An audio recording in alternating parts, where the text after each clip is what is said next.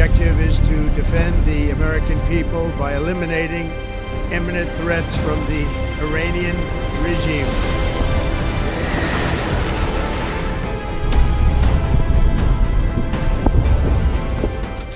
We are not defenders anymore.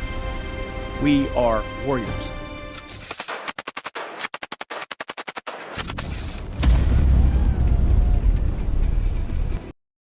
How U.S. Special Forces rescued the F-15E WSO after 48 hours behind enemy lines in Iran. A U.S. Air Force colonel is alone, injured, hidden inside a rock crevice at 7,000 feet in the mountains of Iran. Below him, Iranian Revolutionary Guard units, armed militias, and local villagers who were just offered $60,000 to find him and hand him over. Above him, nothing but cold, mountain air and silence. He has one handgun, he has his training. And somewhere overhead, invisible to the enemy, America is watching his every move. This is the story of one of the most daring military rescue operations in U.S. history. And it happened 4 days ago. To understand what happened, you need to understand the bigger picture. Since late February 2026, the United States and Israel launched a series of coordinated strikes on Iranian military and industrial targets, an operation officially called Operation Epic Fury. For 6 weeks, American aircraft have been flying deep into heavily defended Iranian airspace. It's dangerous work. The U.S. has already lost multiple aircraft in this campaign. 3 F-15Es were shot down over Kuwait in a friendly fire incident in March. An F-35 was struck by Iranian ground fire. 2 tanker aircraft were destroyed in an accident over Iraq. This war is real, and it is costly. Then on April 3, 2026, a 4th F-15E went down, this time directly over Iran. And this time both crew members were alive behind enemy lines. The aircraft was from the 494th Fighter Squadron, based at RAF Lakenheath in the UK, one of America's most elite strike units. On April 3rd, it was conducting a deep strike mission over southwestern Iran near the Zagros Mountains when Iranian forces hit it. Both crew members, the pilot and the weapons systems officer, a highly respected colonel, ejected successfully, but they were separated on the ground. When you eject at high altitude, the wind can carry your parachute a mile or more off course. These 2 men landed alone, in different locations, in one of the most hostile environments on Earth. Iranian state media immediately released photos of the wreckage. The IRGC declared it a victory, but the U.S. was already moving. The pilot was located first.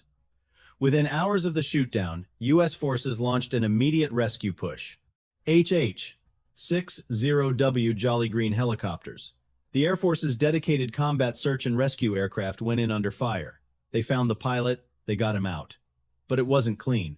Iranian forces opened fire on the helicopters during the extraction. 2 Black Hawks were hit. Crew members were wounded. The helicopters barely made it back to friendly airspace. 1 crew member rescued. 1 still missing. And now the real race had begun.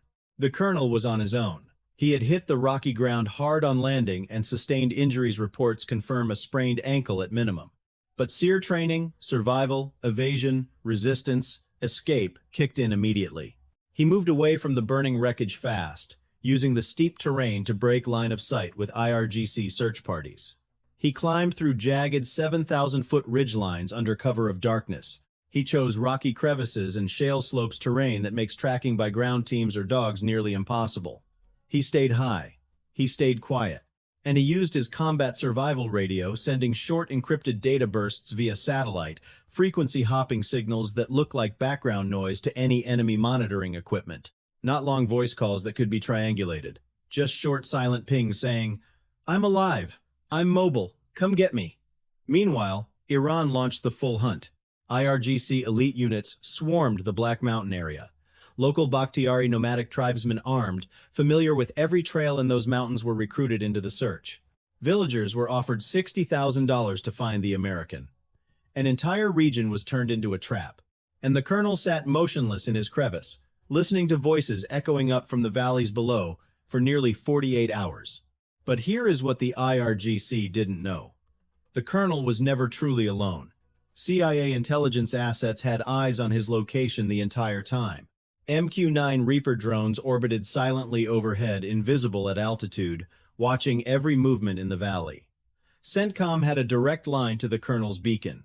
The president was being updated from the Oval Office around the clock, and a presidential task force, a massive joint special operations unit, was already being assembled, rehearsing on similar mountainous terrain at forward bases, wargaming every possible scenario from ambushes to IEDs to sand traps. They were waiting for the right moment. That moment came on the night of April 4th. Under the cover of darkness, late on April 4th, stretching into early April 5th, the rescue package went in, deep into contested Iranian territory south of Isfahan, near Iranian missile bases and nuclear sites. This was not a border operation. This was one of the deepest penetrations into defended Iranian territory in modern history. The ground team was the best America has. SEAL Team 6 spearheaded the rescue element. Air Force Pararescue Men, the PJs, whose motto is, "So that others may live." Delta Force operators in reserve. Army Rangers and Green Berets as backup. In the air, the legendary 160th Special Operations Aviation Regiment, the Night Stalkers, flew the MH-6 Little Birds for fast insertion and fire support, and HH-60W Jolly Greens for heavy combat rescue airlift. Overhead, a 10 Thunderbolts with their 30mm cannons.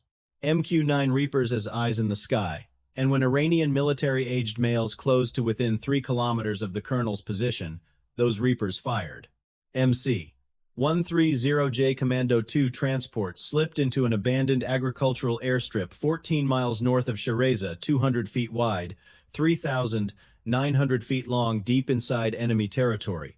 Electronic warfare aircraft jammed Iranian radar and communications across the entire operation zone. The commandos linked up with the colonel in his hiding spot.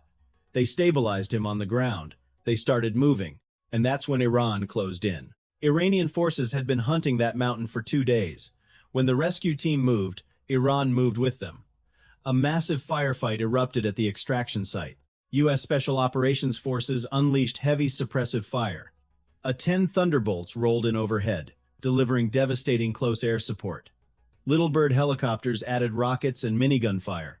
It was close quarters, it was fierce, and it was loud enough to shake the mountains. Reports indicate that multiple MH-6 Little Bird helicopters were destroyed in the fight. Burned-out wreckage left at the site, showing exactly how intense the engagement became. 3 IRGC soldiers were killed, according to Iranian sources. Iran later claimed it shot down an MQ-9 drone and an Israeli Hermes 900 drone during the operation. One A-10 Warthog was also reportedly struck near the Strait of Hormuz during the wider air cover operation. The pilot ejected over Kuwait and was safely recovered. But the colonel was protected. The team held the line. And now came the final problem. The rescue force reached the makeshift airstrip with the colonel. 2 MC-130J Commando 2 transports were waiting to fly everyone out. But when the aircraft tried to taxi, the wheels sank into soft sand. They were stuck, completely immovable. With Iranian forces closing in and no time to dig them out, the decision was made. U.S. Special Operations teams rigged demolition charges on both aircraft and destroyed them in place. Thick black smoke rose from the hulks. The burned-out Little Birds were left at the site too. Then the call went out.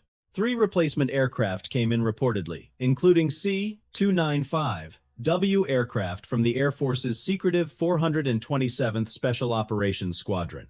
They landed, loaded the entire force, including the stabilized colonel, and lifted off, out of Iran, into friendly airspace. Mission complete. 2 MC-130Js destroyed. 4 Special Operations helicopters destroyed. No American lives lost. The colonel is safe, injured but alive, back in friendly territory. Trump announced the rescue on Truth Social in the early hours of April 5th, calling it one of the most daring search and rescue operations in U.S. history. And he wasn't wrong. Think about what just happened.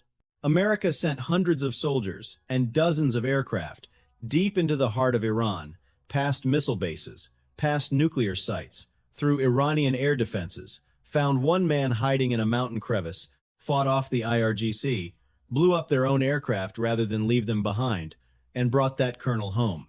Not a single American killed. That is what 48 hours of survival training, CIA intelligence, special operations, execution, and American commitment looks like when it's all working together. The IRGC wanted a propaganda win. They got smoke rising from the mountains and an empty crevice. Now, there's one question that nobody is talking about yet. If Iran was willing to offer $60,000 and deploy elite units for one captured American colonel, what does that tell you about how desperate Tehran actually is right now? Leave your answer in the comments. And make sure you're subscribed because this war is moving fast, and we're going to stay ahead of it.